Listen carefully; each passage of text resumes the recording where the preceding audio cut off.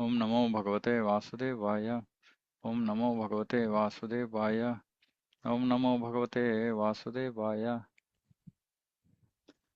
नारायणं नमस्कृत्य नरं चैव नरोत्तमं देवीं सरस्वतीं व्यासं ततो जयमुदीरयेत् नष्टप्रायेषु भद्रेषु नित्यं भागवत सेवया भगवती उत्तमश्लोके भक्तिर्भवति नैष्टिकी। ओम अज्ञानतिमिरान्धस्य ज्ञानाञ्जनशलाकया चक्षुरुन्मिलितं येन तस्मै श्रीगुरवे नमः। नमो विष्णुपादाय कृष्णप्रेष्ठाय भूतले श्रीमते भक्तिवेदान्तस्वामिनिति नामिने नमस्ते सारस्वती देवी गौरवाणी प्रचारिणे निर्विशेषशून्यवादी पाश्चात्यदेशतारिणे। जय श्री कृष्ण चैतन्य प्रभु नित्यानंद श्री अद्वैत गदाधर शिवासादि गौरभक्तवृंद। हरे कृष्ण कृष्ण कृष्ण हरे हरे, हरे राम राम राम हरे हरे।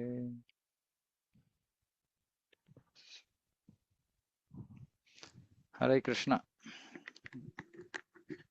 ಸೊ ಸ್ಕಂದ 1 ಅಧ್ಯಾಯ 1 ಶ್ಲೋಕ 14 ಬಹಳ ಸುಂದರವಾದ ಶ್ಲೋಕ.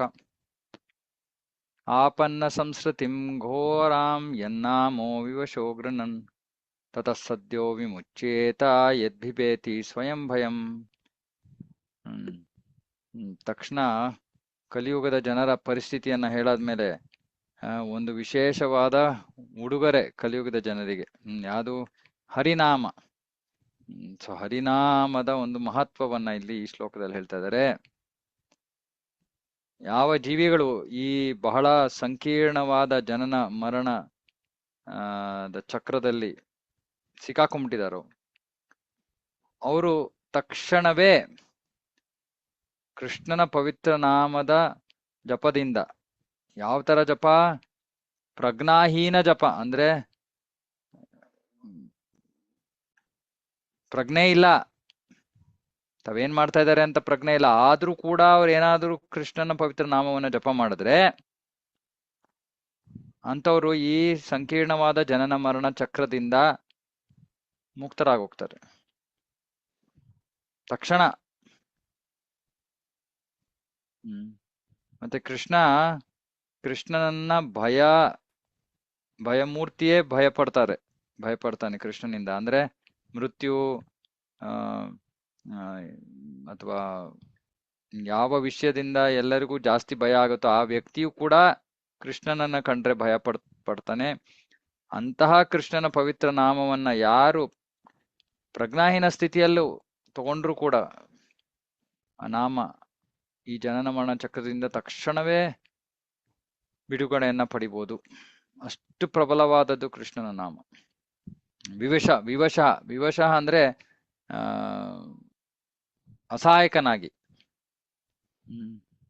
ಅಸಹಾಯಕನಾಗಿ ಪ್ರಜ್ಞೆ ಇಲ್ಲದೆ ಎಂಥ ಪರಿಸ್ಥಿತಿಯಲ್ಲಾದ್ರೂ ಕೃಷ್ಣನ ನಾಮವನ್ನ ಯಾರಾದ್ರೂ ತಗೊಂಡ್ರೆ, ಒಮ್ಮೆ ತಗೊಂಡ್ರೆ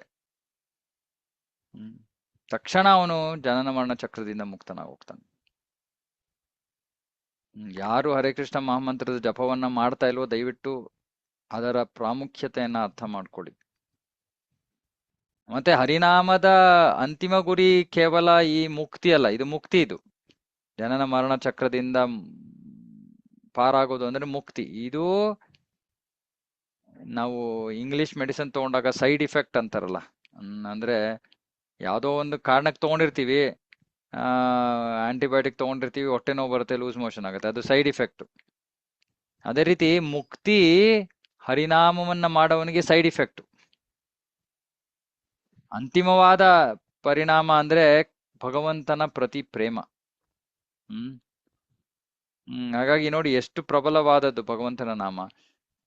ಹರೇರ್ ನಾಮ ಇವ ಕೇವಲಂ ಕಲಿಯುಗದಲ್ಲಿ ಕಲವು ನಾಸ್ತಿವ ಗತಿರನ್ಯತ. ಕಲಿಯುಗದಲ್ಲಿ ಹರಿನಾಮ ಮಾಡದೇ ಇದ್ರೆ ಬೇರೆ ಮಾರ್ಗ ಇಲ್ಲ. ಬೇರೆ ಮಾರ್ಗಗಳು, ಪೂಜೆ ಪುನಸ್ಕಾರಗಳು, ಇದು ಯಾವುದ್ರಿಂದಲೂ ಪರಿಪೂರ್ಣತೆ ಬರಕ್ ಸಾಧ್ಯ ಇಲ್ಲ.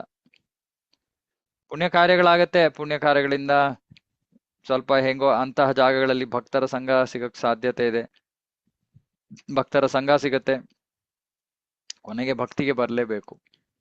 ಬೇರೆ ಕಾರ್ಯಗಳೆಲ್ಲ ಒಬ್ಬ ವ್ಯಕ್ತಿ ಭಕ್ತಿಗೆ ಬರಕ್ಕೆ ಅನುಕೂಲಕರವಾಗಬಹುದು. ಅರೆ ಪರಿಪೂರ್ಣತೆ ಬೇಕು ಅಂದ್ರೆ ಈ ಕಲಿಯುಗದಲ್ಲಿ ಹರೇ ಕೃಷ್ಣ ಮಹಾಮಂತ್ರ.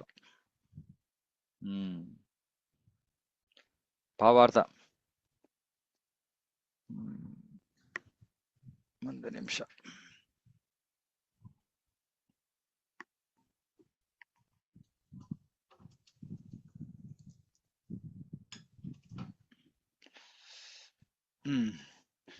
ವಾಸುದೇವ ಅಥವಾ ಭಗವಾನ್ ಕೃಷ್ಣ ಎಲ್ಲದರ ಪರಮ ನಿಯಂತ್ರಕ. ಅವನು ಎಲ್ಲದರ ಪರಮ ನಿಯಂತ್ರಕ. ಹಾಗಾಗಿ ಅವನ ಕ್ರೋಧ ಎಲ್ಲರಿಗೂ ಭಯವನ್ನ ಮೂಡಿಸುತ್ತೆ. ದೊಡ್ಡ ದೊಡ್ಡ ಅಸುರರು, ರಾವಣ, ಹಿರಣ್ಯಕಶಿಪು, ಕಂಸ, ಬಹಳ ಪ್ರಬಲ ಜೀವಿಗಳು, ಅವರೆಲ್ಲರನ್ನು ಭಗವಂತ ಸಂಹಾರ ಮಾಡ್ಬಿಟ್ಟ. ಮತ್ತೆ ಆ ಅತ್ಯಂತ ಶಕ್ತಿಶಾಲಿ ವಾಸುದೇವ ತನ್ನಲ್ಲಿ ಇರುವಂತ ಎಲ್ಲಾ ಶಕ್ತಿಗಳನ್ನ ತನ್ನ ನಾಮದಲ್ಲಿ ದಯಪಾಲಿಸಿದ್ದಾನೆ. ಅಂದ್ರೆ ನಾಮದಲ್ಲಿ ಕೃಷ್ಣನಿಗೆ ಏನು ಶಕ್ತಿ ಇದೆಯೋ ಅದೇ ಶಕ್ತಿ ನಾಮದಲ್ಲೂ ಇದೆ. ಅಂದ್ರೆ ನೀವು ಕೃಷ್ಣ ಏನಾದ್ರು ನಿಮ್ಮ ಎದುರಿಗೆ ಪ್ರತ್ಯಕ್ಷ ಆದ್ರೆ ಅವನು ಏನು ಶಕ್ತಿ ಸಾಮರ್ಥ್ಯವನ್ನ ಪ್ರದರ್ಶಿಸ್ಬೋದೋ ಅವನ ನಾಮವೂ ಕೂಡ ಪ್ರದರ್ಶಿಸ್ಬೋದು. ಅದಕ್ಕೆ ನಾಮದ ಗುಣಗಾನ ಮಾಡ್ತಾ ಹೇಳ್ತಾರೆ, ನಾಮ ಚಿಂತಾಮಣಿ ಕೃಷ್ಣ ಚೈತನ್ಯ ರಸ ವಿಗ್ರಹ ಪೂರ್ಣ ಶುದ್ಧೋ ನಿತ್ಯ ಮುಕ್ತೋ ಅಭಿನ್ನತ್ವಾಂ ನಾಮ ನಾಮಿದು. ಅಭಿನ್ನತ್ವ, ಅದು ಕೃಷ್ಣನಿಗೂ ಕೃಷ್ಣನ ನಾಮಕ್ಕೂ ಯಾವ ಭೇದ ಇಲ್ಲ, ಭಿನ್ನತೆ ಇಲ್ಲ, ಎರಡೂ ಒಂದೇ. ಇದನ್ನ ನಾವು ಕ್ರಮೇಣವಾಗಿ ಅರ್ಥ ಮಾಡ್ಕೋತೀವಿ. ಆದ್ರೆ ನಾಮದಲ್ಲಿ ಅಷ್ಟು ಶಕ್ತಿ ಇದೆ. ಆ ಶಕ್ತಿಯನ್ನ ಭಗವಂತನೇ ಆ ನಾಮದಲ್ಲಿ ಅಡಗಿಸಿಟ್ಟಿದ್ದಾನೆ.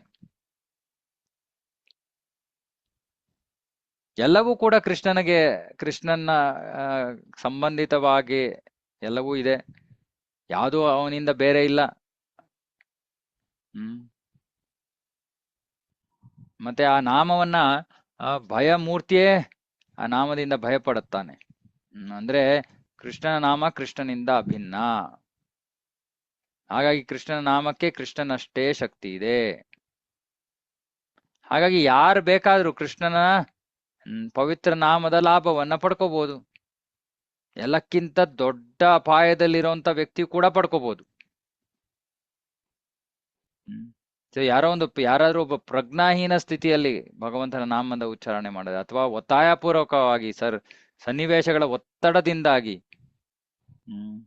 ಅವನ ಹೆಸರನ್ನ ತಗೊಂಡ್ರು ಕೂಡ ಅವನು ಈ ಜನನ ಮರಣ ಚಕ್ರದಿಂದ ಮುಕ್ತನಾಗಿ ಹೋಗ್ತಾನೆ.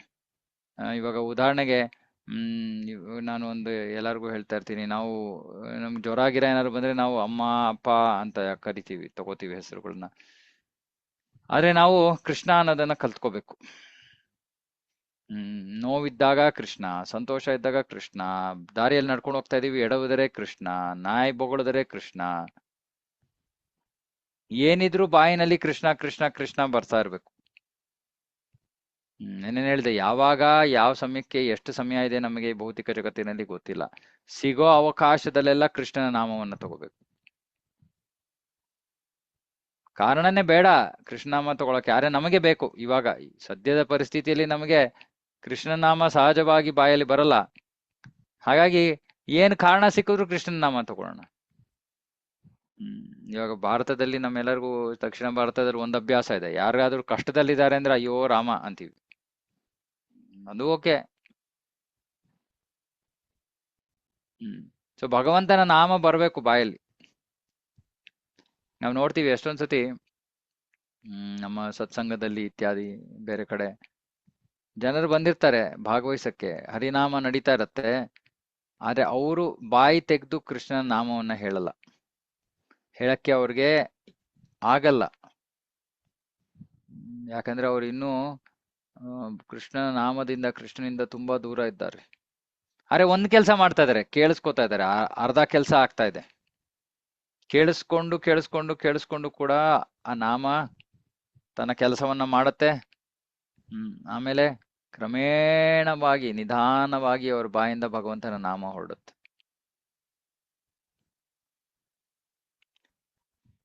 ಆದ್ರೆ ಬೇರೆ ಮಾರ್ಗ ಇಲ್ಲ ಕಲಿಯುಗದಲ್ಲಿ. ಸೊ ಇದನ್ನ ನಾವು ತಿಳ್ಕೋಬೇಕು. ಎಷ್ಟು ಬೇರೆ ಬೇರೆ ರೀತಿಗಳಲ್ಲಿ ಹೇಳಿದ್ರು ಕೂಡ ತಾತ್ಪರ್ಯ ಒಂದೇ, ಕೃಷ್ಣನ ನಾಮವೇ ಸರ್ವಸ್ವ.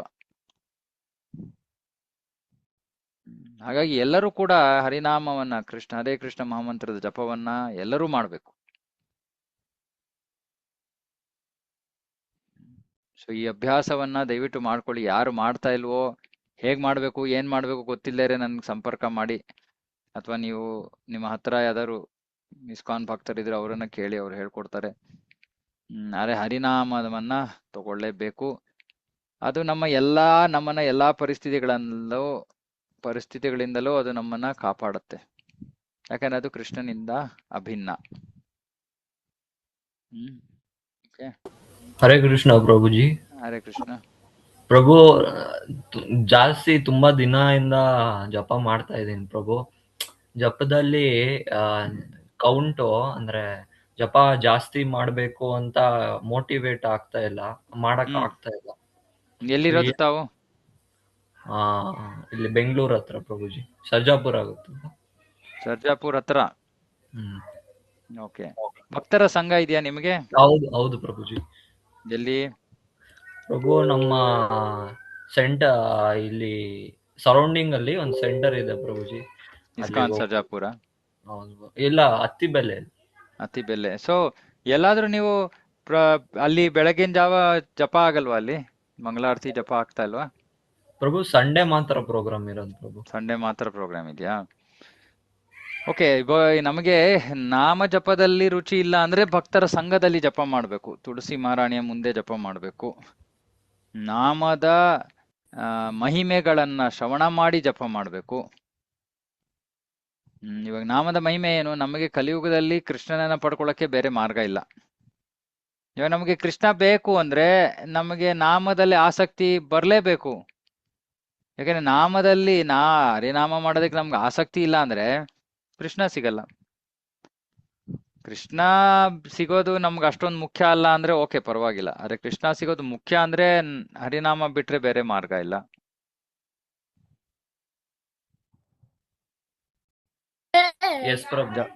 ಜಪ ಮಾಡೋದಕ್ಕೆ ಅದಕ್ಕೆ ಏನ್ ಮಾಡ್ಬೇಕು ನಾವು? ಮೊದಲು ಎಷ್ಟು ಮಾಲೆ ಜಪ ಮಾಡ್ತಾ ಇದ್ದೀರಾ ನೀವು? ಪ್ರಭು 4 to 5 ಪ್ರಭು.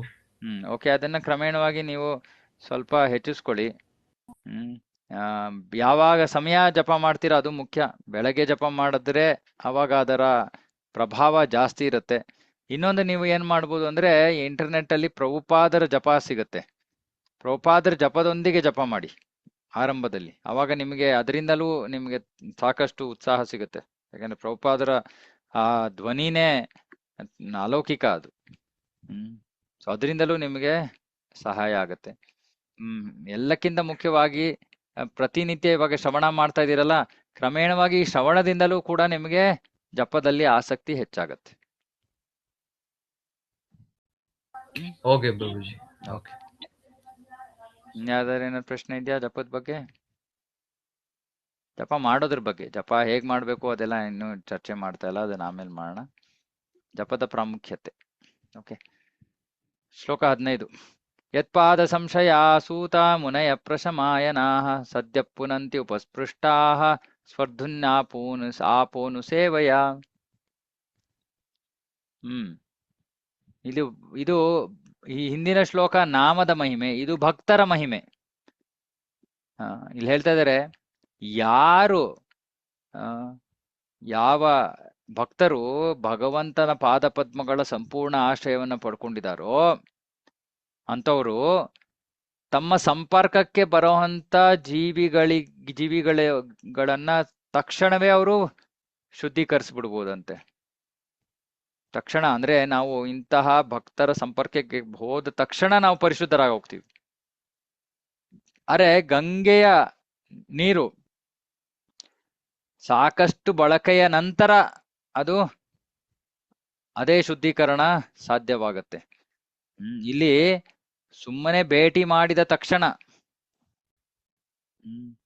ಅವರ ಸಂಪರ್ಕಕ್ಕೆ ಬಂದ ತಕ್ಷಣ ಪರಿಶುದ್ಧರಾಗೋಗ್ಬೋದು. ಗಂಗಾ ನೀರನ್ನ ಬಹಳ ಸಮಯ ಬಳಸಾದ್ಮೇಲೆ ನಾವು ಪರಿಶುದ್ಧರಾಗ್ಬೋದು. ಅಂದ್ರೆ ಏನರ್ಥ? ಭಗವಂತನ ಭಕ್ತರು ಯಾರು ಭಗವಂತನಲ್ಲಿ ಸಂಪೂರ್ಣವಾಗಿ ಶರಣಾಗತರಾಗಿದ್ದಾರೋ ಗಂಗೆಗಿಂತ ಹೆಚ್ಚು ಶಕ್ತಿಶಾಲಿಗಳು. ನಮ್ಮ ಪಾಪವನ್ನ ನಿವಾರಿಸೋದ್ರಲ್ಲಿ, ನಮ್ಮನ್ನ ಪರಿಶುದ್ಧಗೊಳಿಸೋದ್ರಲ್ಲಿ ಭಗವಂತನ ಭಕ್ತರು, ಶರಣಾಗತ ಭಕ್ತರು ಹೆಚ್ಚು ಶಕ್ತಿಶಾಲಿಗಳು. ನಾವು ಗಂಗೆಯಲ್ಲಿ ಸ್ನಾನ ಮಾಡ್ಬೇಕು ಅಂತ ಓಡ್ತೀವಿ. ಆ ಆ, ನಮಗೆ ಯಾರೋ ಭಕ್ತರ ಸಂಪರ್ಕ ಸಿಗೋ ಸಾಧ್ಯತೆ ಇದ್ರೆ ಅದನ್ನ ನಾವು ಇನ್ನೂ ಹೆಚ್ಚು ಉತ್ಸಾಹದಿಂದ ಅದನ್ನ ಪಡ್ಕೋಬೇಕು. ಭಗವಂತನಿಗೆ ಸಂಪೂರ್ಣವಾಗಿ ಶರಣಾಗತರಾಗಿರೋ ಭಕ್ತರು ಬಹಳ ವಿರಳ. ಅಂತಹ ಸಂಘ ಸಿಗೋದು ನಮಗೆ ಮಹಾಭಾಗ್ಯ. ಗಂಗೆಯ ನೀರಿಗಿಂತ ಹೆಚ್ಚು ಶಕ್ತಿಶಾಲಿಗಳು ಅವರು, ಇದನ್ನ ದಯವಿಟ್ಟು ಮರಿಬೇಡಿ. ಗಂಗೆಯ ನೀರಿನ ಬಳಕೆಯಿಂದ ದೀರ್ಘಕಾಲದ ಬಳಕೆಯಿಂದ ಆಧ್ಯಾತ್ಮಿಕ ಲಾಭ ಸಿಗುತ್ತಂತೆ. ಆದ್ರೆ ಒಬ್ಬ ಶುದ್ಧ ಭಕ್ತನ ಸಂಪರ್ಕಕ್ಕೆ ಬಂದ ತಕ್ಷಣ ಲಾಭ ನಮಗೆ ಬಹಳ ಬೇಗ ಲಭ್ಯವಾಗೋಗುತ್ತೆ.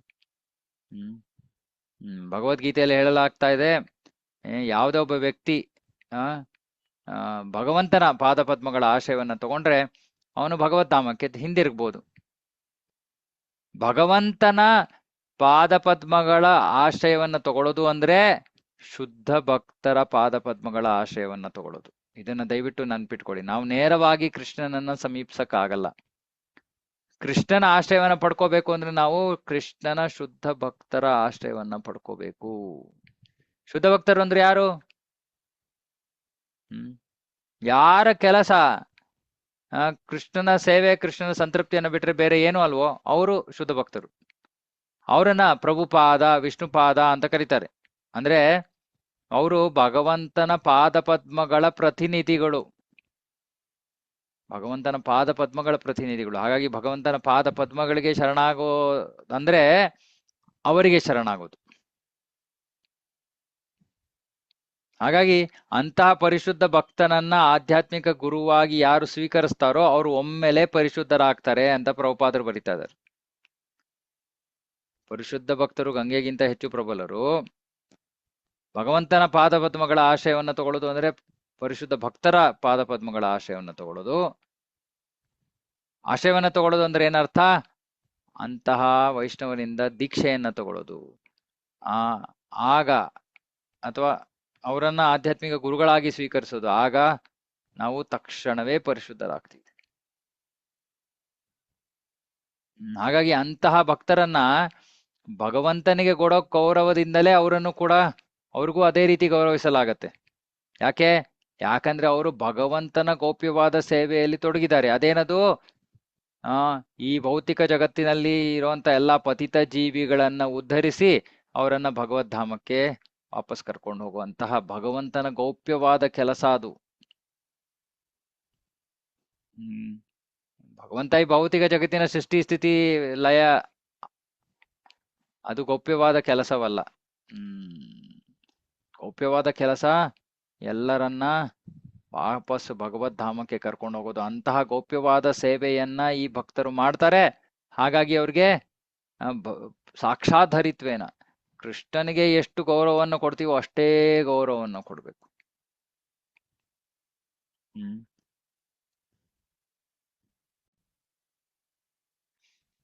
ಸಾಕ್ಷಾಧರಿತ್ವೇನ ಅಂತಹ ಶುದ್ಧ ಭಕ್ತರ ಶಿಷ್ಯಂದ್ರು ತಮ್ಮ ಗುರುಗಳನ್ನ ಕೃಷ್ಣನಿಗೆ ಸಮ ಅಂತ ಯೋಚನೆ ಮಾಡಿ ಅವರಿಗೆ ಸೇವೆ ಮಾಡಬೇಕು. ಆದ್ರೆ ಗುರು ಯಾವತ್ತೂ ಹೇಳಲ್ಲ ನಾನು ಕೃಷ್ಣನಿಗೆ ಸಮ ಅಂತ. ಶಿಷ್ಯಂದ್ರು ಗುರುಗಳನ್ನ ನನ್ನ ಗುರುಗಳು ಕೃಷ್ಣನಿಗೆ ಸಮ ಅಂತ ಯೋಚನೆ ಮಾಡಿ ಅವರಿಗೆ ಸೇವೆಯನ್ನ ಮಾಡಬೇಕು. ಆದ್ರೆ ಗುರು ಯಾವಾಗ್ಲೂ ಹೇಳ್ತಾರೆ ನಾನು ಕೃಷ್ಣನ ಸೇವಕ ಅಂತ. ಇದು ಪರಿಶುದ್ಧವಾದ ಭಕ್ತಿಯ ಪಥ. ಹಾಗಾಗಿ ಕೃಷ್ಣನ ಕೃಪೆ ನಮಗೆ ಬೇಕು ಅಂದ್ರೆ ಕೃಷ್ಣನ ಪರಿಶುದ್ಧ ಭಕ್ತರ ಅವನ ಪ್ರತಿನಿಧಿಗಳ ಪಾದ ಪದ್ಮಗಳ ಆಶ್ರಯವನ್ನ ಪಡ್ಕೋಬೇಕು. ಹೇಗೆ ನಾವು ಇವಾಗ ಪ್ರಭುಪಾದರ ಪಾದ ಪದ್ಮಗಳ ಆಶ್ರಯವನ್ನ ಪಡ್ಕೊಂಡಿದೀವಿ. ಅವರ ಭಾವಾರ್ಥಗಳನ್ನ ಓದೋದ್ರ ಮೂಲಕ, ಅವರು ಕೊಡ್ತಾ ಇರೋ ಜ್ಞಾನವನ್ನ ಸ್ವೀಕಾರ ಮಾಡೋ ಮೂಲಕ, ಅವರು ಕೊಟ್ಟಿರೋ ಆಧ್ಯಾತ್ಮಿಕ ಪ್ರಕ್ರಿಯೆಯನ್ನ ಸ್ವೀಕಾರ ಮಾಡೋ ಮೂಲಕ. ಹಾಗಾಗಿ ನಮಗೆ ಆಗ್ಲೇ ಭಗವಂತನ ಕೃಪೆ ಲಭ್ಯವಾಗಿದೆ. ನಾವು ಆಗ್ಲೇ ಪರಿಶುದ್ಧ ಭಕ್ತಿಯ ಪಥದಲ್ಲಿದ್ದೀವಿ. ಅರೆ ಬಹಳ ಜನ ಭಕ್ತರು ಇಸ್ಕಾನಿನಲ್ಲಿ ಪರಿಶುದ್ಧ ಭಕ್ತಿ ಏನು ಅನ್ನೋದನ್ನ ಅರ್ಥ ಮಾಡ್ಕೊಳ್ಳಲ್ಲ. ಇಲ್ಲಿ ನೋಡಿ, ಮೊದಲನೇ ಸ್ಕಂದದಲ್ಲೇ ಪ್ರಭುಪಾದರು ಪರಿಶುದ್ಧ ಭಕ್ತಿ ಬಗ್ಗೆ ಮಾತಾಡ್ತಾ ಇದ್ದಾರೆ. ಪರಿಶುದ್ಧ ಭಕ್ತಿ ಅಂತ ಪದ ಬಂದ ತಕ್ಷಣ ನಮ್ಗೆ ಮನಸ್ಸಿಗೆ ಯೋಚನೆ ಬರ್ಬೇಕು, ಪರಿಶುದ್ಧವಲ್ಲದೆ ಇರೋ ಭಕ್ತಿ ಅಂದ್ರೆ ಏನರ್ಥ? ಯಾವ ಭಕ್ತಿ ಪರಿಶುದ್ಧವಾಗಿಲ್ಲ? ಭಕ್ತಿ ಪರಿಶುದ್ಧವಲ್ವಾ? ಇಲ್ಲ.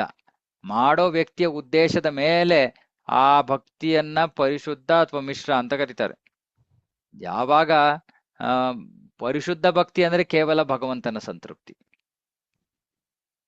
ಪರಿಶುದ್ಧ ಅಲ್ಲದ ಭಕ್ತಿ ಅಂದ್ರೆ, ಮಿಶ್ರ ಭಕ್ತಿ ಅಂದ್ರೆ ವ್ಯಕ್ತಿಯ ಸಂತೃಪ್ತಿ. ಅಂದ್ರೆ ನಾನು ಭಕ್ತಿಯನ್ನ ಮಾಡ್ತಾ ಇದ್ದೀನಿ ನನ್ನ ಸಂತೃಪ್ತಿಗೋಸ್ಕರ, ನನಗೇನೋ ಬೇಕು ಅನ್ನೋ ಉದ್ದೇಶದಿಂದ. ಅದು ಮಿಶ್ರ ಭಕ್ತಿ, ಅದು ಪರಿಶುದ್ಧ ಭಕ್ತಿ ಅಲ್ಲ. ಆದರೆ ಪರಿಶುದ್ಧ ಭಕ್ತಿ ನಮಗೆ ಬೇಕಾಗಿರೋದು. ಇವತ್ತು ಇಸ್ಕಾನ್ ನಲ್ಲಿರೋ ಎಲ್ಲಾ ಪ್ರಭುಪಾದರ ಶಿಷ್ಯಂದ್ರು ಯಾರು ಶಿಕ್ಷಾ ದೀಕ್ಷೆಯನ್ನ ಕೊಡ್ತಾ ಇದಾರೋ ಅವರೆಲ್ಲ ಪರಿಶುದ್ಧ ಭಕ್ತರು. ನಾವು ಆ ಪರಿಶುದ್ಧ ಭಕ್ತರ ಆಶಯವನ್ನ ಪಡ್ಕೊಂಡು ನಾವು ಪರಿಶುದ್ಧ ಭಕ್ತರಾಗ್ಬೇಕು, ನಾವು ಮಿಶ್ರ ಭಕ್ತರಾಗಬಾರ್ದು. ಪರಿಶುದ್ಧ ಭಕ್ತರಾದ್ರೆ ನಾವು ಭಗವತ್ಧಾಮಕ್ಕೆ ಹೋಗ್ತೀವಿ, ಮಿಶ್ರ ಭಕ್ತರಾದ್ರೆ ನಾವು ಸ್ವರ್ಗಕ್ಕೆ ಹೋಗ್ತೀವಿ. ಪ್ರಯೋಜನ ಇಲ್ಲ. ಪುನರಪಿ ಜನಂ ಪುನರಪಿ ಮರಣಂ ಕ್ಷೀಣೆ ಪುಣ್ಯ ಮರ್ತ್ಯ ಲೋಕಂ ವಿಶಂತಿ. ತಿರ್ಗಾ ಪುಣ್ಯ ಎಲ್ಲ ಕ್ಷೀಣಿಸಾದ್ಮೇಲೆ ಮತ್ತೆ ವಾಪಸ್ ಬರ್ತೀವಿ, ಮತ್ತೆ ಭೌತಿಕ ಜಗತ್ತಿಗೆ ಬರ್ತೀವಿ, ಭೂಮಿಗೆ ಬರ್ತೀವಿ, ಮತ್ತೆ ಜನ್ಮ ತಗೋತೀವಿ. ಅರೆ ಪರಿಶುದ್ಧ ಮಾರ್ಗವನ್ನ ಪಾಲನೆ ಮಾಡೋರು ಜೀವನದಲ್ಲಿ ಪರಿಪೂರ್ಣತೆಯನ್ನ ಪಡೆದು ಭಗವತ್ಧಾಮಕ್ಕೆ ಹೋಗ್ತಾರೆ.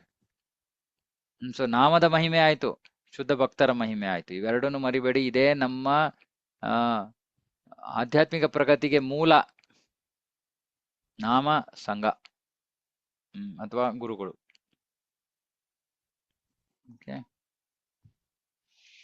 ಕೋ ವಾ ಭಗವತಸ್ತಸ್ಯ ಪುಣ್ಯ ಶ್ಲೋಕೇಡ್ಯ ಕರ್ಮಣಃ ಶುದ್ಧಿ ಕಾಮೋ ನ ಶೃಣುಯಾದ್ ಯಶ ಕಲಿಮಲಾಪಹಂ. ಹಾಗಾಗಿ ಹೇಳ್ತಾ ಇದಾರೆ, ಯಾರಿದಾರಲ್ಲಿ ಈ ಕಲಿಯುಗದ ದೋಷಗಳಿಂದ ಮುಕ್ತಿಯನ್ನ ಪಡೆಯೋಕೆ ಬಯಸ್ತಾ ಇರುವಂತ ವ್ಯಕ್ತಿಗಳು ಯಾರಿದ್ದಾರೆ, ಅಂತ ವ್ಯಕ್ತಿಗಳು ಯಾರು ಈ ಕಲಿಯುಗದ ದೋಷಗಳಿಂದ ಮುಕ್ತರಾಗ ಬಯಸ್ತಾರೋ, ಭಗವಂತನ ಈ ಒಂದು ಗುಣಗಾನವನ್ನ ಶ್ರವಣ ಮಾಡಕ್ಕೆ ಯಾರಿಗ ಆಸಕ್ತಿ ಇಲ್ಲ, ಅಂದ್ರೆ ಯಾರು ಮುಕ್ತಿಯನ್ನು ಪಡೆಯಕ್ಕೆ ಇಷ್ಟಪಡ್ತಾ ಇದಾರೋ ಅಂತವ್ರಲ್ಲಿ ಭಗವಂತನ ಗುಣಗಾನವನ್ನ ಶ್ರವಣ ಮಾಡಕ್ ಆಸಕ್ತಿ ಇಲ್ಲದೆ ಇರೋರು ಯಾರು? ಅಂದ್ರೆ ಏನರ್ಥ? ಯಾರು ಮುಕ್ತಿಯನ್ನ ಪಡೆಯಕ್ಕೆ ಬಯಸ್ತಾ ಇದಾರೋ ಅವರು ಭಗವಂತನ ಗುಣಗಾನವನ್ನ ಗುಣಗಾನದ ಶ್ರವಣ ಮಾಡ್ಲೇಬೇಕು, ಬೇರೆ ಮಾರ್ಗ ಇಲ್ಲ. ನಾಮ, ಗುಣ, ರೂಪ, ಲೀಲಾ, ಭಗವಂತ ನೀವೆಲ್ಲದರ ಬಗ್ಗೆ ಶ್ರವಣ ಮಾಡ್ಬೇಕು, ಕೀರ್ತನೆ ಮಾಡ್ಬೇಕು, ಇದೇ ಮಾರ್ಗ. ಈ ಶ್ಲೋಕದಲ್ಲಿ ಏನ್ ಹೇಳ್ತಾ ಇದಾರೆ, ಯಾರಾದ್ರೂ ಈ ಭೌತಿಕ ಜಗತ್ತಿನಿಂದ ಅಥವಾ ಈ ಕಲಿಯುಗದ ದೋಷದಿಂದ ಮುಕ್ತರಾಗಕ್ಕೆ ಬಯಸ್ತಾ ಇದ್ರೆ ಅವರು ಭಗವಂತನ ನಾಮವನ್ನ ಶ್ರವಣ ಮಾಡದೆ ಅವರಿಗೆ ಬೇರೆ ಮಾರ್ಗ ಇಲ್ಲ. ಕಲಿಯುಗ ಎಲ್ಲಾ 4 ಯುಗಗಳಲ್ಲೂ ಎಲ್ಲಕ್ಕಿಂತ ತುಚ್ಛವಾದದ್ದು, ಖಂಡನೀಯವಾದದ್ದು. ಈ ಕಲಿಯುಗದಲ್ಲಿ ಬಹಳ ಕೆಟ್ಟ ಹವ್ಯಾಸಗಳು ಜನರಿಗೆ ತುಂಬಿದೆ. ಹಾಗಾಗಿ ಸ್ವಲ್ಪ ಒಂದು ತಪ್ಪು ತಿಳುವಳಿಕೆ, ಮಿಸ್ಅಂಡರ್ಸ್ಟ್ಯಾಂಡಿಂಗ್ ಇರೋ ಒಂದು ದೊಡ್ಡ ಯುದ್ಧನೇ ಆಗ್ಬಿಡುತ್ತೆ.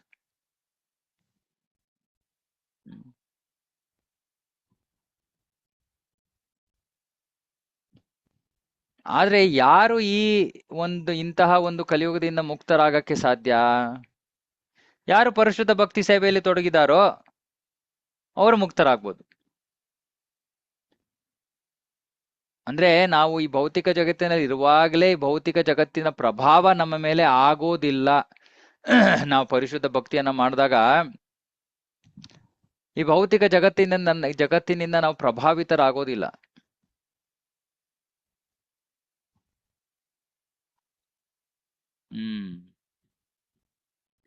ಅಂದ್ರೆ ಯಾವ ಪರಿಸ್ಥಿತಿಯಲ್ಲಾದ್ರೂ ನಾವು ಸಂತೋಷವಾಗಿರ್ಬೋದು, ಯಾವ ಪರಿಸ್ಥಿತಿಯಲ್ಲೂ ನಾವು ದುಃಖದಿಂದ ಇರೋದಿಲ್ಲ, ಆತಂಕದಿಂದ ಇರೋದಿಲ್ಲ, ಚಿಂತೆಯಲ್ಲಿರೋದಿಲ್ಲ.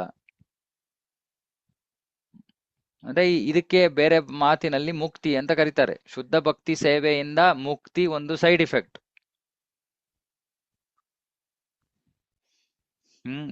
ಜನರ ನಾಯಕರು ಒಂದು ಶಾಂತಿ ಸ್ನೇಹಮಯ ವಾತಾವರಣವನ್ನು ಸೃಷ್ಟಿ ಮಾಡೋದಕ್ಕೆ ಬಹಳ ಕುತೂಹಲರಾಗಿದ್ದಾರೆ. ಆದ್ರೆ ಏನು ಮಾಡ್ಬೇಕು ಅದಕ್ಕೆ ಅಂತ ಅವ್ರಿಗೆ ಗೊತ್ತಿಲ್ಲ. ಅದಕ್ಕೆ ಅತ್ಯಂತ ಸರಳವಾದ ಮಾರ್ಗ ಅಂದ್ರೆ ಭಗವಂತನ ಗುಣಗಾನದ ಶ್ರವಣ. ಈ ಶ್ರವಣ ಕೀರ್ತನವೇ ಮಾರ್ಗ. ಆದ್ರೆ ಈ ಮಾರ್ಗ ಗೊತ್ತಿಲ್ಲದೆ ಇಂತಹ ತಥಾಕಥಿತ ನಾಯಕರು ಇಂತಹ ನಾಮ ಗುಣ ಲೀಲೆ ಇವುಗಳ ಒಂದು ಪ್ರಚಾರ ಕಾರ್ಯಕ್ಕೆ ಅಡ್ಡಿ ಬರ್ತಾರೆ. ಸಹಾಯ ಮಾಡೋದಿರ್ಲಿ, ಅಡ್ಡಿ ಬರ್ತಾರೆ. ಅಥವಾ ಅವರೇ ನಡ್ಸೋದಿರ್ಲಿ, ಬೇರೆಯವ್ರು ಮಾಡ್ತಾ ಇರೋರ್ಗೂ ಅವರು ಬಿಡೋದಿಲ್ಲ. ಅಂದ್ರೆ ಇವತ್ತಿನ ನಾಯಕರು ದೇವರ ಅಸ್ತಿತ್ವವನ್ನೇ ನಿರಾಕರಿಸಕ್ ಹೊರಟಿದ್ದಾರೆ ಸಂಪೂರ್ಣವಾಗಿ. ಜಾತ್ಯತೀತ ರಾಷ್ಟ್ರ ಅನ್ನೋ ಹೆಸರಲ್ಲಿ ಅವರು ಸುಮ್ಮನೆ ಅದು ಆ ಯೋಜನೆ ಈ ಯೋಜನೆ ಅಂತ ಮಾಡ್ತಾರೆ. ಆದ್ರೆ ಅದರಿಂದ ಜನರಿಗೆ ಏನು ಪ್ರಯೋಜನ ಆಗ್ತಾ ಇಲ್ಲ. ಜನರ ಜೀವನ ಅಷ್ಟೇ ಆತಂಕಮಯವಾಗಿದೆ, ಅಷ್ಟೇ ದುಃಖಮಯವಾಗಿದೆ. ಏನು ಪ್ರಯೋಜನ ಆಗ್ತಾ ಇಲ್ಲ. ಯಾಕಂದ್ರೆ ಅದು ಯಾವ ಯೋಜನೆಯೂ ಕೆಲಸ ಮಾಡೋದಿಲ್ಲ. ಕಲಿಯುಗದಲ್ಲಿ ಒಂದೇ ಯೋಜನೆ ಇರೋದು, ಭಗವಂತನ ನಾಮ ಗುಣ ಲೀಲೆ ಇವುಗಳ ಶ್ರವಣ ಕೀರ್ತನ. ಪ್ರಭುಪಾದರು ಅಮೆರಿಕಾಗ ಹೋದಾಗ ಒಂದ್ ಕಡೆ ಶಿಕಾಗೋನಲ್ಲಿ ಅನ್ಸುತ್ತೆ, ತುಂಬಾ ಈ ಅಪರಾಧಿಗಳನ್ನ ಅವರನ್ನ ಹೇಗೆ ತಿದ್ದೋದು ಅನ್ನೋ ಪ್ರಶ್ನೆ ಬಂತು ಅವ್ರಿಗೆ. ಅವ್ರು ಹೇಳಿದ್ರು, ಪ್ರತಿದಿನ ನಿಮ್ಮ ಜೈಲಿನಲ್ಲಿ ಹರಿನಾಮವನ್ನ ಮಾಡಿ, ಪ್ರಸಾದ ವಿತರಣೆ ಮಾಡಿ, ಎಲ್ಲ ಸರಿ ಹೊಟ್ಟೋಗ್ಬಿಡುತ್ತೆ. ಆದ್ರೆ ಅದನ್ನ ತಗೊಳಕ್ಕೆ ಆ ಅಧಿಕಾರಿಗಳಿಗೆ ವಿಶ್ವಾಸ ಇರ್ಲಿಲ್ಲ. ಅಂದ್ರೆ ಈ ಹರಿನಾಮ ಆಗೋದ್ರಿಂದ ಈ ಸಂಪೂರ್ಣ ಭೌತಿಕ ಜಗತ್ತಿನ ವಾತಾವರಣವೇ ಬದಲಾಗ್ಬಿಡುತ್ತೆ. ಹಾಗಾಗಿ ಎಷ್ಟು ಸಾಧ್ಯವಾಗುತ್ತೋ ಅಷ್ಟು ಭಕ್ತರು ಹರಿನಾಮವನ್ನ ಮಾಡಬೇಕು. ಬೀದಿನಲ್ಲಿ ಹರಿನಾಮ ಮಾಡಬೇಕು, ಮನೆ ಮನೆಗಳಲ್ಲಿ ಹರಿನಾಮ ಮಾಡಬೇಕು. ಯಾಕಂದ್ರೆ ಇದಿಲ್ಲದೆ ಇವರು ಎಷ್ಟು ಯೋಜನೆ ಮಾಡಿದ್ರು ಕೂಡ ಎಲ್ಲವೂ ಅವು ವಿಫಲವಾಗುತ್ತೆ ಅಷ್ಟೆ. ಅದನ್ನ ನೋಡೋಕ್ ಕಣ್ಣು ಅವ್ರಿಗಿಲ್ಲ, ಅವ್ರಿಗೆ ಗೊತ್ತಾಗ್ತಾ ಇಲ್ಲ ಇದು ಉಪಯೋಗ ಇಲ್ಲ ನಾವು ಮಾಡ್ತಾ ಇರೋದು, ಎಷ್ಟೊಂದು ಹಣ ವ್ಯರ್ಥ ಆಗ್ತಾ ಇದೆ. ಆದ್ರೆ ಆ ಸಮಸ್ಯೆಗೆ ಪರಿಹಾರ ಇಲ್ಲಿ ಕೊಡ್ತಾ ಇದ್ದಾರೆ ಪ್ರಭುಪಾದರು. ನಿಜವಾದ ಶಾಂತಿ ಬೇಕಾದ್ರೆ ನಾವು ಈ ಭಗವಂತನ ಗುಣಗಾನದ ಈ ಒಂದು ಶ್ರವಣ ಕೀರ್ತನಕ್ಕೆ ನಾವು ಇಂತಹ ಚಟುವಟಿಕೆಗಳಿಗೆ ನಾವು ಅವಕಾಶ ಮಾಡಿಕೊಡ್ಬೇಕು. ಅದನ್ನ ನಾವು ಈ ಶ್ಲೋಕದಿಂದ ತಿಳ್ಕೊತೀವಿ. ಬೇರೆ ಎಲ್ಲ ಏನು ಯೋಚನೆ ಮಾಡಿದ್ರು ಕೂಡ ಜನರ ಪರಿಸ್ಥಿತಿ ಉತ್ತಮವಾಗೋದಿಲ್ಲ. ಹಾಗಾಗಿ ಈ ಭಾಗವತ ವಿತರಣೆ ಆಗ್ಬೇಕು, ಭಾಗವತ ಶ್ರವಣ ಆಗ್ಬೇಕು, ಹರಿನಾಮ ಶ್ರವಣ ಆಗ್ಬೇಕು, ಹರಿನಾಮ ಕೀರ್ತನೆ ಆಗ್ಬೇಕು. ಇವೆಲ್ಲ ಆದ್ರೇನೆ ಈ ಕಲಿಯುಗದ ಜನರು ನಿಜವಾದ ಸಂತೋಷವನ್ನ ಅನುಭವಿಸಕ್ಕೆ ಸಾಧ್ಯ. ಮತ್ತೆ ಅವರು ನಾವಿರೋ ಕಡೆ ಬರಲ್ಲ, ನಾವು ಅವರಿರೋ ಕಡೆ ಹೋಗ್ಬೇಕು. ಹಾಗಾಗಿ ನಾವು ಅವರ ಮನೆಗೆ ಹೋಗ್ಬೇಕು, ಅವ್ರ ಬೀದಿಗಳಿಗೆ ಹೋಗ್ಬೇಕು, ಹೋಗ್ಬಿಟ್ಟು ಈ ಹರಿನಾಮವನ್ನ ಕೊಡ್ಬೇಕು. ಮತ್ತೆ ಪ್ರಭುಪಾದರು ಹೇಳ್ತಾ ಇದ್ರು, ಯಾರಿಗೆ ತಾನೇ ಚೆನ್ನಾಗಿರೋ ಹಾಡು, ನರ್ತನ, ಮ್ಯೂಸಿಕ್, ಸಂಗೀತ ಇವೆಲ್ಲ ಯಾರಿಗಿಷ್ಟ ಆಗಲ್ಲ? ಪ್ರಸಾದ ಇದೆಲ್ಲ ಯಾರಿಗಿಷ್ಟ ಆಗಲ್ಲ? ಎಲ್ಲಾರ್ಗು ಇಷ್ಟ ಆಗತ್ತೆ. ಹಾಗಾಗಿ ಸಂಪಾದನೆ ಮಾಡ್ತಾ ಇರೋ ಜನರ ಕರ್ತವ್ಯ ಏನು? ತಾವು ಮಾಡ್ತಾ ಇರೋ ಸಂಪಾದನೆಯಲ್ಲಿ ಸ್ವಲ್ಪ ಭಾಗವನ್ನ ಈ ಹರಿನಾಮ, ಈ ಕೃಷ್ಣ ಪ್ರಜ್ಞೆಯನ್ನ ಪ್ರಚಾರ ಮಾಡೋದಕ್ಕೆ ಉಪಯೋಗಿಸ್ಬೇಕು. ಪ್ರಸಾದ ವಿತರಣೆಗೆ ಹಣ ಬೇಕು, ಯಾವುದಕ್ಕೆ ಹಣ ಬೇಡ? ನಿಮಗೆ ಗೊತ್ತು, ಎಲ್ಲದಕ್ಕೂ ಹಣ ಬೇಕು. ಸೊ ಹಾಗಾಗಿ ಗೃಹಸ್ಥರು ಹಣವನ್ನ ಕೊಡ್ಲಿಲ್ಲ ಅಂದ್ರೆ, ದಾನವಾಗಿ ಕೊಡ್ಲಿಲ್ಲ ಅಂದ್ರೆ ಪ್ರಚಾರ ಕಾರ್ಯ ಹೇಗೆ ನಡೆಯುತ್ತೆ?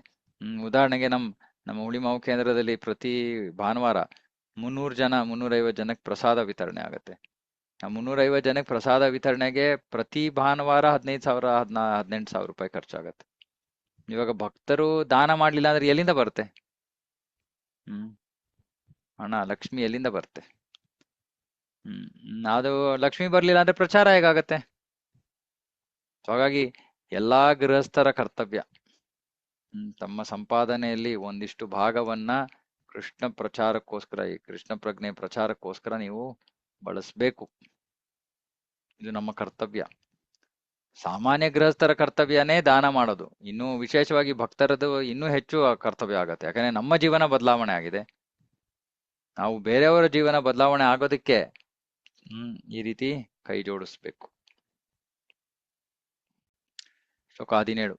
ತಸ್ಯ ಕರ್ಮಾಣ್ಯುದಾರಾಣಿ ಪರಿಗೀತಾನಿ ಸೂರಿಭಿಃ ಬ್ರೂಹಿನಃ ಶ್ರದ್ಧದಾನಾನಾಂ ಲೀಲಯಾ ದಧತ ಕಲಾಹ. ಇವಾಗ ನೇರವಾಗಿ ಭಗವಂತನ ಕರ್ಮಾಣಿ, ಅವನ ಅಲೌಕಿಕ ಕಾರ್ಯಗಳ ಬಗ್ಗೆ ಇಲ್ಲಿ ಗುಣಗಾನ ಆಗ್ತಾ ಇದೆ. ಅಂದ್ರೆ ಅವನ ಲೀಲೆಗಳ ಬಗ್ಗೆ. ಅವು ಬಹಳ ಉದಾರಾಣಿ ಅಂದ್ರೆ ಆ ದೊಡ್ಡ ಹೃದಯವನ್ನು ಹೊಂದಿರುವಂಥದ್ದು. ಅಥವಾ ಅದ್ಭುತವಾದದ್ದು ಅಂತ ಇಟ್ಕೊಳ್ಳಿ ಇವಾಗ ಇದಕ್ಕೆ. ಹ್ಮ್ ಆ, ಮತ್ತೆ ಹ್ಮ್ ಹ್ಮ್ ಹ್ಮ್, ಮಹಾ ನಾರದರಂತಹ ಮಹಾ ಋಷಿಗಳದನ್ನ ಹಾಡ್ತಾರೆ, ಭಗವಂತನ ಕಾರ್ಯಗಳನ್ನ, ಭಗವಂತನ ಲೀಲೆಗಳನ್ನ. ಹಾಗಾಗಿ ಇಲ್ಲಿ ಋಷಿ ಮುನಿಗಳು ಕೇಳ್ತಾ ಇದಾರೆ, ದಯವಿಟ್ಟು ನೀವು ಇದ್ರ ಬಗ್ಗೆ ನಮ್ಗೆ ಹೇಳಿ. ಹ್ಮ್ ಅವನು ಮಾಡೋಂತ ಅದ್ಭುತ ಕಾರ್ಯಗಳು. ಹ್ಮ್ ಹ್ಮ್ ಕೇಳೋದಕ್ಕೆ ನಾವು ಬಹಳ ಉತ್ಸುಕರಾಗಿದ್ದೀವಿ. ಆ ಹಾಗಾಗಿ ಅದರ ಬಗ್ಗೆ ನೀವು ದಯವಿಟ್ಟು ಹೇಳಿ. ಅವನು ಬೇರೆ ಬೇರೆ ಅವತಾರಗಳಲ್ಲಿ ಯಾವ್ಯಾವ ತರ ಕಾರ್ಯಗಳನ್ನ ಮಾಡಿದ್ದಾನೆ ಹ್ಮ್ ಅನ್ನೋ ಪ್ರಶ್ನೆ. ಹ್ಮ್ ಅಲ್ಪ ಬುದ್ಧಿ ಇರುವಂತಹ ಜನರು ಯೋಚನೆ ಮಾಡ್ತಾರೆ, ದೇವರಿಗೆ ಯಾವ ಕೆಲಸ ಇಲ್ಲ ಅಂತ. ಹ್ಮ್ ಆದ್ರೆ ಅವನು ಅದ್ಭುತವಾದ ಕಾರ್ಯಗಳನ್ನ ಮಾಡ್ತಾನೆ, ಔದಾರ್ಯಮಯವಾದ ಕಾರ್ಯಗಳನ್ನ ಮಾಡ್ತಾನೆ, ಎಲ್ಲರಿಗೂ ಒಳಿತಾಗುವಂತ ಕಾರ್ಯಗಳನ್ನ ಮಾಡ್ತಾನೆ. ಅವನ ಭೌತಿಕ ಮತ್ತು ಆಧ್ಯಾತ್ಮಿಕ ಸೃಷ್ಟಿಗಳು ಎಲ್ಲಾ ಅದ್ಭುತವಾದವು, ಎಷ್ಟೊಂದು ವೈವಿಧ್ಯಮಯವಾದ ವಸ್ತುಗಳನ್ನು ಹೊಂದಿವೆ. ಇವೆಲ್ಲವನ್ನು ಕೂಡ ಮುಕ್ತಾತ್ಮರಾದ ನಾರದರು, ವ್ಯಾಸ, ವಾಲ್ಮೀಕಿ, ದೇವಲಾಸಿತ, ಮಧ್ವಾಚಾರ್ಯರು, ಚೈತನ್ಯ ಮಹಾಪ್ರಭುಗಳು, ರಾಮಾನುಜಾಚಾರ್ಯರು, ವಿಷ್ಣು ಸ್ವಾಮಿ, ನಿಂಬಾರ್ಕ, ಶ್ರೀಧರ್ ಸ್ವಾಮಿ, ವಿಶ್ವನಾಥ್ ಚಕ್ರವರ್ತಿ ಠಾಕೂರ್, ಬಲದೇವ್ ವಿದ್ಯಾಭೂಷಣ್, ಭಕ್ತಿ ವಿನೋದ್ ಠಾಕೂರ್, ಭಕ್ತಿ ಸಿದ್ಧಾಂತ ಸರಸ್ವತಿ ಠಾಕೂರ್, ಹೀಗೆ ಅಗಣಿತ ಬಹಳ ಹಲವಾರು ಪಂಡಿತರು ಮತ್ತೆ ಆತ್ಮ ಸಾಕ್ಷಾತ್ಕಾರವನ್ನು ಹೊಂದಿದ್ದಂತಹ ಜೀವಿಗಳು, ಅವರು ಭಗವಂತನ ಧಾಮದ, ಭಗವಂತನ ಲೀಲೆಗಳ, ಭಗವಂತನ ಗುಣಗಳ ಎಲ್ಲದರ ವರ್ಣನೆಯನ್ನ ಮಾಡ್ತಾರೆ. ಈ ಇಂತಹ ಎಲ್ಲ ವರ್ಣನೆ ಅಥವಾ ಈ ಭೌತಿಕ ಮತ್ತು ಆಧ್ಯಾತ್ಮಿಕ ಸೃಷ್ಟಿಗಳೂ ಕೂಡ ಐಶ್ವರ್ಯ ಪೂರಿತವಾಗಿವೆ, ಸುಂದರವಾಗಿವೆ, ಜ್ಞಾನಮಯವಾಗಿವೆ. ಆದ್ರೆ ಆಧ್ಯಾತ್ಮಿಕ ಧಾಮ ಹೆಚ್ಚು ಅದ್ಭುತವಾದದ್ದು. ಭೌತಿಕ ಸೃಷ್ಟಿ ಸ್ವಲ್ಪ ಸಮಯಕ್ಕೆ ಇರುತ್ತೆ, ಮತ್ತೆ ಹೊರಟೋಗುತ್ತೆ. ಅದು ಆಧ್ಯಾತ್ಮಿಕ ಜಗತ್ತಿನ ವಿಕೃತ ಪ್ರತಿಬಿಂಬ.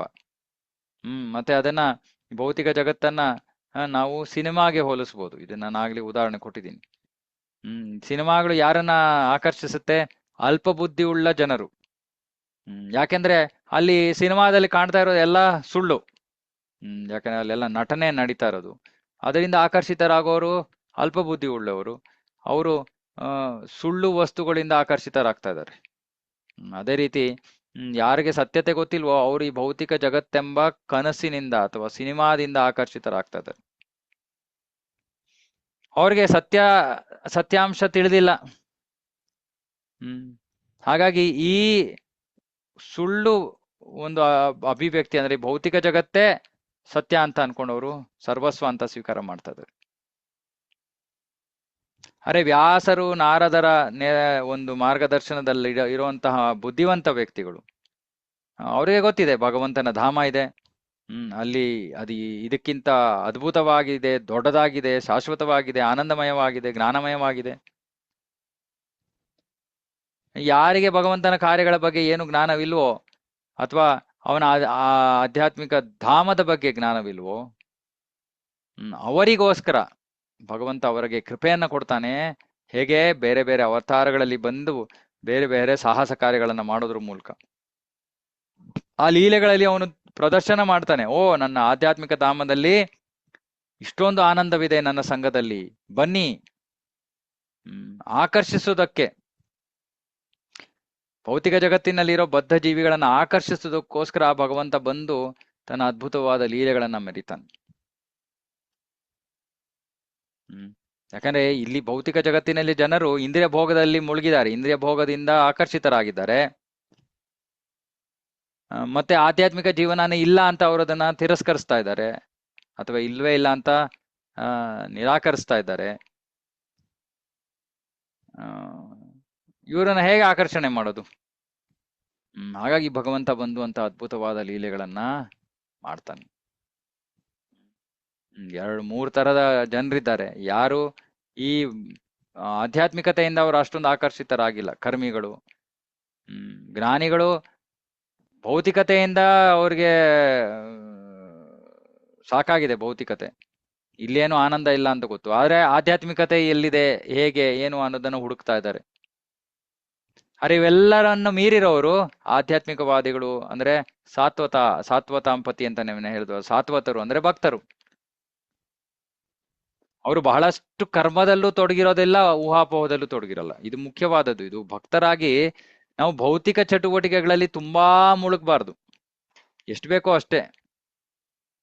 ನಾವು ನೋಡ್ತೀವಿ ಭಕ್ತರು ಬೆಳಗ್ಗೆ ಜಪ ಮಾಡೋ ಸಮಯದಲ್ಲೂ ಕೂಡ ಆಗ್ಲೇ ಫೋನ್ ನೋಡ್ತಾರೆ, ಲೆಕ್ಕಾಚಾರ ಏನ್ ಮಾಡ್ಬೇಕು ಯೋಚನೆ ಮಾಡ್ತಾರೆ. ಅಂದ್ರೆ ತುಂಬಾ ರಜೋಗುಣದ ಜೀವನ. ಭಕ್ತರ ಜೀವನ ರಜೋಗುಣದಿಂದ ತುಂಬಿರಬಾರ್ದು. ಒಂದಾದ್ಮೇಲೆ ಒಂದು ಕೂತ್ಕೊಳ್ಳೋಕ್ ಸಮಯ ಇಲ್ಲದೆ ಇರೋಂಗೆ ಕೆಲ್ಸ ಕೆಲ್ಸ ಕೆಲ್ಸ ಕೆಲ್ಸ ಕೆಲ್ಸ. ಅದು ಕರ್ಮೀಯ ಕೆಲಸ. ಅಂದ್ರೆ ಯಾರು ಸುಮ್ಮನೆ ಕರ್ಮದಲ್ಲಿ ತೊಡಗಿದಾನೋ ಅಂತ ವ್ಯಕ್ತಿಯ ಜೀವನ ಅದು. ಭಕ್ತನ ಜೀವನ ಅದೇ ತರ ಇದ್ರೆ ಅವನಿಗೂ ಕರ್ಮಿಗೂ ಏನು ವ್ಯತ್ಯಾಸ ಆಗೋದಿಲ್ಲ. ಭಕ್ತನಿಗೂ ಕರ್ಮಿಗೂ ಏನು ವ್ಯತ್ಯಾಸ ಆಗೋದಿಲ್ಲ.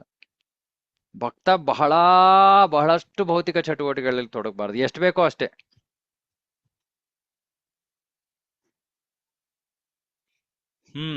ಸೊ ಭಕ್ತ ಏನ್ ಮಾಡ್ತಾನೆ, ಅವನು ಭಗವಂತನ ಸಕಾರಾತ್ಮಕ ಸೇವೆಯಲ್ಲಿ ತೊಡಗಿದ್ದಾನೆ.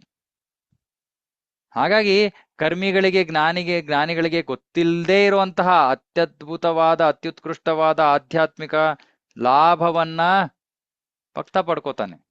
ಕರ್ಮಿಗಳಿಗೆ ಜ್ಞಾನಿಗಳಿಗೆ ಅಂತದ್ ಇದೆ ಅಂತಾನು ಗೊತ್ತಿಲ್ಲ. ಹೇಗೆ ಪಡ್ಕೋತಾನೆ ಭಕ್ತ? ಸುಮ್ಮನೆ ಭಗವಂತನ ಸೇವೆ ಮಾಡೋದ್ರಿಂದ. ಇವಾಗ ಆಧ್ಯಾತ್ಮಿಕ ಭೌತಿಕ ಜಗತ್ತಿನ ಪರಮ ನಿಯಂತ್ರಕನಾದ ಭಗವಂತ ಅವನಿಗೆ ಹಲವಾರು ಅವತಾರಗಳಿವೆ. ಬ್ರಹ್ಮ, ರುದ್ರ, ಮನು, ಪೃಥು, ವ್ಯಾಸ. ಇವು ಗುಣಾವತಾರಗಳು. ಬ್ರಹ್ಮ, ರುದ್ರ, ಮನು, ಪೃಥು, ವ್ಯಾಸ. ಪ್ರಭುಪಾದರು ಹೇಳ್ತಾರೆ ಇದು ಗುಣಾವತಾರಗಳು ಅಂತ. ಮತ್ತೆ ರಾಮ, ನರಸಿಂಹ, ವರ, ವಾಮನ ಇವು ಅಲೌಕಿಕ ಅವತಾರಗಳು. ಮತ್ತೆ ಎಲ್ಲಾ ಅವತಾರಗಳ ಮೂಲ ಕೃಷ್ಣ, ಈಶ್ವರ, ಪರಮ ಕೃಷ್ಣ, ಸಚಿದಾನಂದ ವಿಗ್ರಹ, ಅನಾದಿರ್ ಗೋವಿಂದ, ಸರ್ವಕಾರಣ ಕಾರಣಂ. ಎಲ್ಲದರ ಮೂಲ ಕೃಷ್ಣ. ಕೃಷ್ಣನಿಗೆ ಅಗಣಿತ ಅನಂತ ಅವತಾರಗಳಿವೆ. ದಶಾವತಾರ ಅಂದ್ರೆ ಸುಮ್ಮನೆ ಅದು ಪ್ರಸಿದ್ಧವಾದ 10 ಅವತಾರಗಳು ಅಷ್ಟೇ. ಭಾಗವತದಲ್ಲಿ ಮುಂದೆ ವರ್ಣನೆ ಮಾಡ್ತಾರೆ, ನೀರಿನ ಪ್ರವಾಹದ ತರ ಭಗವಂತನ ಅವತಾರಗಳು, ಕೊನೆ ಇಲ್ಲ. ಹಾಗಾಗಿ ಇಲ್ಲಿ ಋಷಿಮುನಿಗಳು ಕೇಳ್ತಾ ಇದಾರೆ, ಇಷ್ಟೊಂದೆಲ್ಲ ಅವತಾರಗಳಿದೆಯಲ್ಲ ಭಗವಂತಂದು, ಅವನು ಅದರಲ್ಲಿ ಬಹಳ ಬೇರೆ ಬೇರೆ ತರ ಸಾಹಸ ಕಾರ್ಯಗಳನ್ನ ಮಾಡ್ತಾನೆ, ಅದನ್ನು ವರ್ಣಿಸಿ. ಸೊ ಇದೆಲ್ಲ ಈ ಪ್ರಶ್ನೆಗಳ ಉತ್ತರಾನೇ ಭಾಗವತ. ಸೊ ಇಲ್ಲಿ ಒಂದು ಮುಖ್ಯವಾದ ವಿಷಯ ಮತ್ತೆ ಕೊಡ್ತಾ ಇದ್ದೀನಿ, ಭಕ್ತರು ಬಹಳಷ್ಟು ಭೌತಿಕ ಚಟುವಟಿಕೆಗಳಲ್ಲಿ ಸಿಕ್ಕಾಕೋಬಾರ್ದು. ಇದು ಬಹಳ ಬಹಳ ಮುಖ್ಯ. ಯಾಕಂದ್ರೆ ಇಲ್ಲಾಂದ್ರೆ ಪ್ರಗತಿ ಸಾಧಿಸೋದು ಬಹಳ ಕಷ್ಟವಾಗೋಗುತ್ತೆ. ಇಲ್ಲಾಂದ್ರೆ ಭಕ್ತಿಯಲ್ಲಿ ನಮಗೆ ರುಚಿ ಸಿಗೋದಿಲ್ಲ. ನಮಗೆ ಗೊತ್ತಾಗ್ಬೇಕು ಇಲ್ಲಿ ಇರೋದೆಲ್ಲ ತಾತ್ಕಾಲಿಕ. ಮತ್ತೆ ನಮ್ಗೆ ಆಗ್ಲೇ ಏನ್ ಸಿಗ್ಬೇಕು ಅಂತ ಇದೆಯೋ ಅದು ಪೂರ್ವ ನಿರ್ಧಾರಿತವಾಗೋಗಿದೆ. ಯಾಕೆ ಅಷ್ಟೊಂದು ಕಷ್ಟ ಪಡ್ಬೇಕು? ಎಷ್ಟು ಬೇಕೋ ಅಷ್ಟು ಶ್ರಮ ಪಡ್ಬೇಕು, ಪ್ರಾಮಾಣಿಕತೆಯಿಂದ ಕೆಲಸ ಮಾಡ್ಬೇಕು, ಕಳ್ರಾಗ್ಬಾರ್ದು. ಆದ್ರೆ ಕತ್ತೆಗಳು ಆಗ್ಬಾರ್ದು. ಇದು ಬಹಳ ಮುಖ್ಯ. ಮತ್ತೆ ಈ ಭಾಗವತದಲ್ಲಿರೋ ಭಗವಂತನ ಲೀಲೆಗಳ ಶ್ರವಣದಿಂದಲೇ ನಮ್ಮ ಹೃದಯ ಪರಿಶುದ್ಧವಾಗೋಗುತ್ತೆ. ಸುಮ್ಮನೆ ಶ್ರವಣದಿಂದಲೇ. ಯಾಕೆ? ಆ ಭಗವಂತನ ಲೀಲೆ ಎಲ್ಲಿ ಭಗವಂತ ಇದಾನೋ ಭಗವಂತನ ಪರಿಶುದ್ಧತೆ ನಮ್ಮ ಮೇಲೆ ಪ್ರಭಾವ ಬೀರ್ಬಿಡುತ್ತೆ. ಭಗವಂತ ಲೀಲೆಯಲ್ಲಿ ಭಗವಂತ ಇದ್ದಾನೆ. ಹಾಗಾಗಿ ಶ್ರವಣದಿಂದ ಆ ಶ್ರವಣ ಕೇಳೋ ವಿಷಯ ನಮ್ಮ ಹೃದಯದೊಳಗೆ ಹೋದ ತಕ್ಷಣ ನಮ್ಮ ಹೃದಯ ಪರಿಶುದ್ಧವಾಗೋಗುತ್ತೆ. ಪರಿಶುದ್ಧವಾದ ತಕ್ಷಣ ಜೀವನದಲ್ಲಿ ನಿಜವಾದ ಸಂತೋಷದ ಅನುಭವ. ಒಂದ್ಸತಿ ಭಕ್ತರು ನನ್ ಕೇಳ್ತಾರೆ, ಪ್ರಭು ಇಷ್ಟೊಂದು ನಿಯಮಗಳು ಪಾಲನೆ ಮಾಡ್ಬೇಕಾ? ನಾ ಹೇಳ್ತೀನಿ, ನೀವೇನಾದ್ರೂ ವೆಯ್ಟ್ ಲಾಸ್ ಮಾಡ್ಬೇಕು ಅಂತ ಇದ್ದೀರಿ ಅಥವಾ ವೆಯ್ಟ್ ಗೇನ್ ಮಾಡ್ಬೇಕು ಅಂತ ಇದ್ದೀರಿ ಅನ್ಕೊಳ್ಳಿ. ನೀವ್ ಯಾರ ಹತ್ರ ಹೋಗಿ ಮಾರ್ಗದರ್ಶನ ತಗೋತಾ ಇದ್ದೀರೋ ಅವ್ರು ನಿಮ್ಗೆ ಎಷ್ಟೊಂದು ನಿಯಮಗಳನ್ನ ಹೇಳ್ತಾರೆ. ಅಥವಾ ಡಯಾಬಿಟಿಸ್ ಇರೋರು ನಿಯಮಗಳನ್ನ ಹೇಳ್ತಾರೆ. ಆ ನಿಯಮಗಳನ್ನ ಪಾಲನೆ ಮಾಡಿದ್ರೆ ಏನ್ ಲಾಭ? ಪಾಲನೆ ಮಾಡದೇ ಇದ್ರೆ ಏನ್ ಲಾಭ? ಪಾಲನೆ ಮಾಡಿದ್ರೆ ನೀವ್ ಏನ್ ಪ್ರಯತ್ನ ಮಾಡ್ತಾ ಇದ್ರೋ ಅದನ್ನ ನೀವು ಸಾಧಿಸ್ತೀರಾ. ಪಾಲನೆ ಮಾಡದೆ ಹೋದ್ರೆ ಸಾಧಿಸಲ್ಲ. ಅದೇ ರೀತಿ ಭಕ್ತಿಯಲ್ಲಿ ಇರೋ ನಿಯಮಗಳನ್ನ ಪಾಲನೆಯಿಂದ ಏನಾಗತ್ತೆ?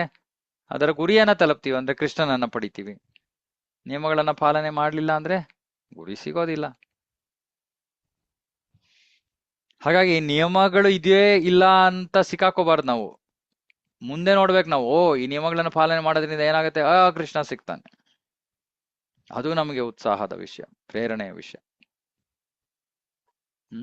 ಸೊ 7:40 ಸೊ ಹಾಗಾಗಿ ಇಲ್ಲೇ ನಿಲ್ಲಿಸ್ತೀನಿ. 17ನೇ ಶ್ಲೋಕ ತನಕ ಮುಗಿಸಿದೀವಿ. ಓಕೆ, ಯಾರಿಗಾರು ಏನಾದ್ರು ಪ್ರಶ್ನೆಗಳಿದ್ರೆ ಕೇಳ್ಬೋದು. ಹರೇ ಕೃಷ್ಣ. ಇದು ವರ್ಣಾಶ್ರಮದಲ್ಲಿ ವರ್ಣಾಶ್ರಮ ಧರ್ಮ ಅದು ಪಾಲನೆ ಮಾಡ್ಬೇಕಂದ್ರೆ ನಾವು ಇಲ್ಲೇ ಮಾಡ್ಬೋದಾ, ಇಲ್ಲಾಂದ್ರೆ ಅದಕ್ಕಂತ ಸಪರೇಟ್ ಆಗಿ ಮಾಡ್ಬೋದಾ? ಇಲ್ಲ, ವರ್ಣಾಶ್ರಮ ಅಂದ್ರೆ ಏನು? ವರ್ಣಾಶ್ರಮ ಅಂದ್ರೆ 4 ವರ್ಣ ಇದೆ, 4 ಆಶ್ರಮ ಇದೆ. ವರ್ಣ ಯಾವುದು? ಬ್ರಾಹ್ಮಣ, ಕ್ಷತ್ರಿಯ, ವೈಶ್ಯ, ಶೂದ್ರ. ಇದು ವೃತ್ತಿ ಧರ್ಮ. ಎರಡನೇದು ಆಶ್ರಮ, ಬ್ರಹ್ಮಚರ್ಯ, ಗೃಹಸ್ಥ, ವಾನಪ್ರಸ್ಥ, ಸನ್ಯಾಸ. ಇವಾಗ ಬ್ರಹ್ಮಚರ್ಯ, ಇವಾಗ ಬ್ರಾಹ್ಮಣ, ಕ್ಷತ್ರಿಯ, ವೈಶ್ಯ, ಶೂದ್ರ ಗುಣಕರ್ಮ ವಿಭಾಗಶಃ. ಕೃಷ್ಣ ಹೇಳ್ತಾನೆ, ನಿಮ್ಮ ಗುಣ ಮತ್ತೆ ಕರ್ಮ, ನೀವು ಯಾವ ತರ ಕರ್ಮ ಒಂದು ಪ್ರವೃತ್ತಿ ಹೊಂದಿದ್ದೀರೋ ಅದರ ಪ್ರಕಾರ ನೀವು ಈ 4 ಬಗೆಯ ವೃತ್ತಿಗಳಲ್ಲಿ ಒಂದು ವೃತ್ತಿಯನ್ನ ತಗೋಬೇಕು ಜೀವನೋಪಾಯಕ್ಕೆ. ಕಲಿಯುಗದಲ್ಲಿ ಇದನ್ನ ಬದಲಾಯಿಸೋದು ಕಷ್ಟ. ಹಾಗಾಗಿ ಚೈತನ್ಯ ಮಹಾಪ್ರಭುಗಳು ಏನ್ ಹೇಳಿದ್ರು, ಸ್ಥಾನೇ ಸ್ಥಿತ ಸ್ತುತಿಗತ ಅಂತನ್ವಾನ್ ಮನೋಬಿ. ಓಕೆ, ತುಂಬಾ ಕೆಟ್ಟ ಕೆಲಸ, ಉಗ್ರ ಕರ್ಮವನ್ನ ಮಾಡಬಾರ್ದು. ಇಲ್ಲದೆ ಹೋದ್ರೆ ಏನು ಕೆಲಸ ಮಾಡ್ತಾ ಇದೀವೋ ಅದನ್ನ ಮುಂದುವರ್ಸ್ಕೊಂಡು ಹೋಗೋದು. ಮುಖ್ಯವಾಗಿ ನಾವೇನ್ ಮಾಡ್ಬೇಕು, ಆಶ್ರಮದ ನಿಯಮಗಳನ್ನ ಪಾಲನೆ ಮಾಡ್ಬೇಕು. ಗೃಹಸ್ಥಾಶ್ರಮ ಅಂದ್ರೇನೆ ವಿವಾಹಿತರಾಗಿರೋರು, ಅವರಿಗೆ ಕೆಲ ಕರ್ತವ್ಯಗಳಿವೆ. ಗೃಹಸ್ಥರಿಗೆ ಏನು ಕರ್ತವ್ಯಗಳು? ಮೊದಲನೇದು, ಮದುವೆಯ ಉದ್ದೇಶ ಮಕ್ಕಳನ್ನ ಪಡೆಯೋದು. ಹಾಗಾಗಿ ಮಕ್ಕಳನ್ನ ಪಡಿಬೇಕು. ಮಕ್ಕಳನ್ನ ಪಡೆಯೋದಕ್ಕೆ ಸಂಸ್ಕಾರ ಇದೆ, ಅದಕ್ಕೆ ಗರ್ಭಾಧಾನ ಸಂಸ್ಕಾರ ಅಂತ ಇದೆ. ಗರ್ಭಾಧಾನ ಸಂಸ್ಕಾರವನ್ನ ಮಾಡಿ ಮಕ್ಕಳಿಗೆ ಜನ್ಮವನ್ನ ಕೊಡಬೇಕು. ಆಗ ಆ ಮಕ್ಕಳು ಭಕ್ತರಾಗಿರ್ತಾರೆ, ಶ್ರೇಷ್ಠ ಜೀವಿಗಳಾಗಿರ್ತಾರೆ. ಆ ಮಕ್ಕಳಿಗೆ ಆಧ್ಯಾತ್ಮಿಕ ಸಂಸ್ಕೃತಿಯನ್ನ, ಭಕ್ತಿಯನ್ನ ಕೊಡೋದೇ ತಂದೆ ತಾಯಿಂದರ ಮೂಲ ಕರ್ತವ್ಯ. ತಂದೆ ತಾಯಿಂದ್ರೆ ಅದನ್ನ ಬಿಟ್ಟುಬಿಟ್ಟು ಮಕ್ಕಳನ್ನ ಕಸಾಯಿಖಾನೆಗಳಿಗೆ ಅಂದ್ರೆ ಸ್ಕೂಲ್ಗಳಿಗೆ ಕಳಿಸ್ತಾ ಇದ್ದಾರೆ. ಅದರಿಂದ ಆಧ್ಯಾತ್ಮಿಕ ಸಂಸ್ಕೃತಿ ಅನ್ನೋದು ನಾಶವಾಗ್ತಾ ಇದೆ. ಇದು ತಂದೆ ತಾಯಿಂದರ ಕರ್ತವ್ಯ ಅಲ್ಲ. ತಂದೆ ತಾಯಂದ್ರು ಮಕ್ಕಳಿಗೆ ಆಧ್ಯಾತ್ಮಿಕ ಸಂಸ್ಕೃತಿಯನ್ನ ಕೊಡ್ಬೇಕು ಅಂದ್ರೆ ಮೊದಲು ಅವ್ರು ಪಡ್ಕೋಬೇಕು. ಅವ್ರು ಪಡ್ಕೊಳ್ಳಕ್ಕೆ ಅವ್ರು ಮೊದಲು ಭಕ್ತರಾಗ್ಬೇಕು. ಇದು ಒಂದು ಭಾಗ. ಇನ್ನೊಂದು ಭಾಗ, ನಾ ಹೇಳ್ದಂಗೆ ನಾವು ಮಾಡುವಂತ ಸಂಪಾದನೆಯಲ್ಲಿ ಒಂದು ಒಳ್ಳೆಯ ಭಾಗ, ಒಂದು 10%, 10% ಆದ್ರೂ ನಾವು ಭಗವಂತನ ಸೇವೆಗೆ ಉಪಯೋಗಿಸ್ಬೇಕು. ಇದಿಷ್ಟನ್ನ ನಾವು ಎಲ್ ಬೇಕಾದ್ರೂ ಮಾಡ್ಬೋದು, ಜೊತೆಗೆ ಭಕ್ತಿ ಮಾಡ್ಕೊಂಡು ಹೋಗ್ಬೇಕು. ಮತ್ತೆ ಸಾಮಾನ್ಯವಾಗಿ ಈ ವರ್ಣಾಶ್ರಮ ಧರ್ಮದಲ್ಲಿ ಪುರುಷ ಧರ್ಮ, ಸ್ತ್ರೀ ಧರ್ಮ ಅಂತ ಇದೆ. ಸ್ತ್ರೀ ಧರ್ಮ ಅಂದ್ರೆ ಸಾಮಾನ್ಯವಾಗಿ ನಮ್ಮ ಶಾಸ್ತ್ರದ ಪ್ರಕಾರ ಸ್ತ್ರೀಗೆ ಮನೆಯೊಳಗಡೆ ತುಂಬಾ ಮುಖ್ಯವಾದ ವಿಶೇಷವಾದ ಕೆಲಸವಿದೆ. ಅದು ಮನೆಯಲ್ಲಿ ಮಕ್ಕಳಿಗೆ ಕೃಷ್ಣ ಪ್ರಜ್ಞೆಯನ್ನು ಕೊಡೋದು, ಹಿರಿಯರ ಆರೋಗ್ಯ ಅವರನ್ನ ನೋಡ್ಕೊಳ್ಳೋದು. ಇದು ಸ್ತ್ರೀಯ ಕರ್ತವ್ಯ. ಪುರುಷನ ಕರ್ತವ್ಯ ಹೊರಗೆ ಹೋಗಿ ಹಣ ಸಂಪಾದನೆ ಮಾಡೋದು. ಸೊ ಇಂತಹ ಸರಳವಾದ ವಿಷಯಗಳನ್ನ ನಾವು ಪಾಲನೆ ಮಾಡಿದ್ರೆ ವರ್ಣಾಶ್ರಮ ಪಾಲನೆ ಮಾಡ್ದಂಗೆ. ಆದ್ರೆ ಸಮಸ್ಯೆ ಏನಂದ್ರೆ ಸಿಟಿಯಲ್ಲಿ ಇದ್ಕೊಂಡು ಇವೆಲ್ಲ ಮಾಡೋದು ಬಹಳ ಕಷ್ಟ. ಹಾಗಾಗಿ ಅನುಕೂಲಕರವಾದ ವಾತಾವರಣ ಅಂದ್ರೆ ನಾವು ಕೃಷಿ ಸಮುದಾಯ ಅಂತ ಕರಿತೀವಿ. ಅಂದ್ರೆ ಒಂದು ವರ್ಣಾಶ್ರಮದ ಒಂದು ಚಿಕ್ಕ ಒಂದು ಯಾವ ಜಾಗದಲ್ಲಿ ವರ್ಣಾಶ್ರಮವನ್ನ ಪಾಲನೆ ಮಾಡಕ್ಕೆ ಸಾಧ್ಯವಾಗತ್ತೋ ಅಂತ ಒಂದು ಚಿಕ್ಕ ಸಮುದಾಯ, ಅಲ್ಲಿ ಪಾಲನೆ ಮಾಡೋದು ಹೆಚ್ಚು ಸುಲಭ. ಸಿಟಿಯಲ್ಲಿ ಇದ್ಕೊಂಡು ಈ ಒಂದು ವರ್ಣಾಶ್ರಮವನ್ನು ಪಾಲನೆ ಮಾಡೋದಕ್ಕೆ ಹೆಚ್ಚು ಕಷ್ಟ. ವರ್ಣಾಶ್ರಮದ ಉದ್ದೇಶ ಏನು? ವರ್ಣಾಶ್ರಮ ಆಚರವತೆ ಪುರುಷೇನ ಪರಪ್ಪುಮಾನ್ ವಿಷ್ಣುರಾರಾಧ್ಯತೆ. ಕೊನೆಗೆ ವರ್ಣಾಶ್ರಮದ ಉದ್ದೇಶ ವಿಷ್ಣು ಆರಾಧನೆ. ಹಾಗಾಗಿ ವಿಷ್ಣು ಆರಾಧನೆಗೆ ಅನುಕೂಲಕರವಾಗಿರುವಂಥದ್ದು ವರ್ಣಾಶ್ರಮ ವಾತಾವರಣ. ಅದಕ್ಕೆ ನಾವು ಇವತ್ತು ಇಸ್ಕಾನ್ನಲ್ಲಿ ಕೆಲ ಕೃಷಿ ಸಮುದಾಯಗಳಿವೆ. ಮುಂದೆ ಹೋಗ್ತಾ ನಾವು ಕರ್ನಾಟಕದಲ್ಲೂ ಒಂದು ಕೃಷಿ ಸಮುದಾಯ ಮಾಡಬೇಕು ಅಂತ ಇದೀವಿ. ಇವಾಗ್ಲೂ ಇದೆ. ಹೆಬ್ರಿ ಆ ಕಡೆ ಪರಮ ಪೂಜ್ಯ ಭಕ್ತಿ ರಾಘವಸ್ವಾಮಿ ಮಹಾರಾಜರವರದು ಇದೆ ಕರ್ನಾಟಕದಲ್ಲಿ ಒಂದು. ಇನ್ನೂ ಹೆಚ್ಚು ಆಗ್ಬೇಕು ಅನ್ನೋದು ನಮ್ಮ ಇಚ್ಛೆ. ಆಗ ಹೆಚ್ಚು ಜನರು ಬಂದು ನೋಡ್ಕೊಂಡು ಹೋಗ್ಬೋದು ಯಾವ ರೀತಿ ಸಿಟಿಯಿಂದ ಹೊರಗಡೆ ಇದ್ಕೊಂಡು ಯಾವ ರೀತಿ ಜೀವನ ನಡೆಸ್ಬೋದು, ಭಕ್ತಿಯ ಜೀವನ ನಡೆಸ್ಬೋದು ಅಂತ ಜನರು ನೋಡಕ್ಕೆ ಸಾಧ್ಯವಾಗತ್ತೆ. ಅದಕ್ಕೆ ನಾವು ಸ್ವಲ್ಪ ಅವಕಾಶ ಮಾಡಿಕೊಡೋದಕ್ಕೆ ನಾವು ಯೋಚನೆ ಮಾಡ್ತಾ ಇದೀವಿ. ಭಗವಂತನ ಕೃಪೆ ಇದ್ದರೆ ಅದು ಕೆಲ ವರ್ಷಗಳಲ್ಲಿ ಆಗ್ಬೇಕು. ಸೊ ಆಗ ಭಕ್ತರು ಕೂಡ, ಇವಾಗ ನಮ್ಮ ಭಕ್ತರು ಎಷ್ಟೊಂದು ಜನ ಇದ್ದಾರೆ ಪಾಪ, ಅವರಿಗೆ ಬೆಳಗ್ಗೆ 8 ಗಂಟೆಗೆ ಹೋಗ್ತಾರೆ, ರಾತ್ರಿ 8 ಗಂಟೆಗೆ ಬರ್ತಾರೆ. ಹೇಗೆ ಎಷ್ಟು ಭಕ್ತಿ ಮಾಡಕ್ಕಾಗತ್ತೆ? ಸುಸ್ತಾಗೋಗಿರುತ್ತೆ ಶರೀರ, ಬಹಳ ಕಷ್ಟ. ಇದೆಲ್ಲವನ್ನ ಎದುರಿಸ್ಬೇಕು, ಇದೆಲ್ಲವನ್ನ ಜಯಿಸ್ಬೇಕು ಅಂದ್ರೆ ನಾವು ಈ ತರ ಒಂದು ವರ್ಣಾಶ್ರಮ ವ್ಯವಸ್ಥೆಯಲ್ಲಿ ಸಮುದಾಯದಲ್ಲಿ ಇದ್ರೆ ಸುಲಭ. ಓಕೆ, ಇವತ್ತಿನ ಚರ್ಚೆಗೆ ಸಂಬಂಧಿತವಾದದ್ದು ಏನಾದ್ರು ಇದ್ರೆ ದಯವಿಟ್ಟು ಕೇಳಿ. ನನಗೆ ವರ್ಣಾಶ್ರಮ ಅಂದ ತಕ್ಷಣ ಉತ್ಸಾಹ ಆಗೋಯ್ತು, ಉತ್ತರ ಕೊಟ್ಬಿಟ್ಟೆ. ಆದ್ರೆ ನಾನು ಇವತ್ತು ಚರ್ಚೆ ಮಾಡಿಲ್ಲ ಅಷ್ಟೊಂದು ಅದ್ರ ಬಗ್ಗೆ, ಹಾಗಾಗಿ ಬೇರೆ ನಾನು ಡಿಸ್ಕಸ್ ಮಾಡಿರೋ ವಿಷಯಗಳ ಬಗ್ಗೆ ಕೇಳಿ. ಹರೇ ಕೃಷ್ಣ ಪ್ರಭುಜಿ, ಪ್ರಣಾಮ. ಹರೇ ಕೃಷ್ಣ, ಪ್ರಣಾಮ. ಈಗ ವರ್ಣಾಶ್ರಮ ಹೇಳಿದ್ರಲ್ಲ ಪ್ರಭುಜಿ, ಅದೇ ಈಗ ಭೌತಿಕ ಜೀವನದಲ್ಲಿ ಆಧ್ಯಾತ್ಮಿಕ ಜೀವನವನ್ನ ಹೇಗೆ ಅಳವಡಿಸ್ಕೊಳ್ಳೋದಂದ್ರೆ ಈಗ ಹೇಳಿದ್ರಲ್ಲ ಅದೇ ಆಗುತ್ತೆ ಆನ್ಸರ್. ಅದು ಇಲ್ಲೇನೂ ಅಳವಡಿಸ್ಕೋಬಹುದು, ಆದ್ರೆ ಆಚರಣೆ ಕಷ್ಟ ಆಗತ್ತೆ ಅಷ್ಟೇ. ಹಾ ಪ್ರಭುಜಿ, ಈಗ ನಾವು ಹೈಸ್ಕೂಲ್ ಟೀಚರ್ ಇದ್ದೀವಿ, ಶಾಲೆಗೆ ಹೋಗೋದು ಬರೋದು. ಸೊ ಹಾಗಾಗಿ ಕೇಳ್ತಾ ಇದ್ದೀನಿ, ಭೌತಿಕ ಜೀವನದಲ್ಲಿ ಆಧ್ಯಾತ್ಮಿಕ ಜೀವನವನ್ನ ನಾವು ಎಷ್ಟು ಮಟ್ಟಿಗೆ, ಎಲ್ಲಿವರೆಗೂ ಕೂಡ ನಾವು ಅಳವಡಿಸ್ಕೊಳ್ಬಹುದು ಅಂತ. ಅಲ್ಲ, ಅಳವಡಿಸ್ಕೋಬಹುದು, ಆದ್ರೆ ಅದರ ಸಾಧನೆ ಕಠಿಣವಾಗತ್ತೆ.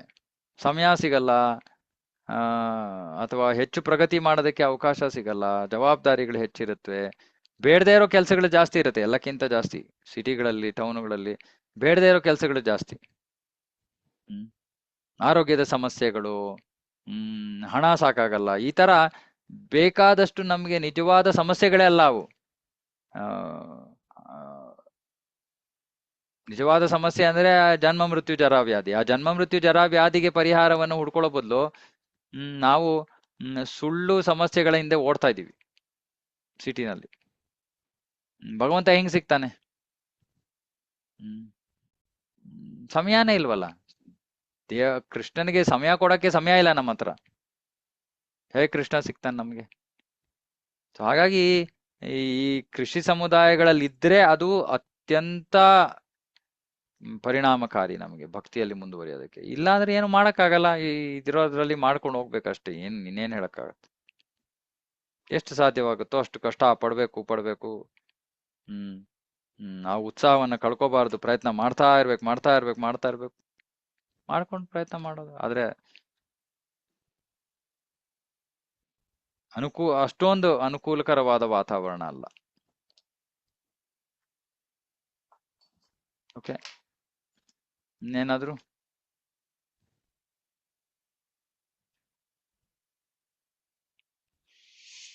ಓಕೆ, ಮುಕ್ತಾಯ ಮಾಡೋಣ. ಶ್ರೀಮದ್ ಭಾಗವತಂ ಕಿ ಜಯ, ಜಗದ್ಗುರು ಶ್ರೀಲ ಪ್ರಭುಪಾದ ಕಿ ಜಯ. ವಾಂಛಾ ಕಲ್ಪತರುಭ್ಯಶ್ಚ ಕೃಪಾ ಸಿಂಧುಭ್ಯೋ ಚ ಪತಿತಾನಾಂ ಪಾವನೇಭ್ಯೋ ವೈಷ್ಣವೇಭ್ಯೋ ನಮೋ ನಮಃ. ಅನಂತ ಕೋಟಿ ವೈಷ್ಣವ ಕಿ ಜಯ, ಸಮವೇತ ಗೌರವ ಭಕ್ತವೃಂದ ಕಿ ಜಯ.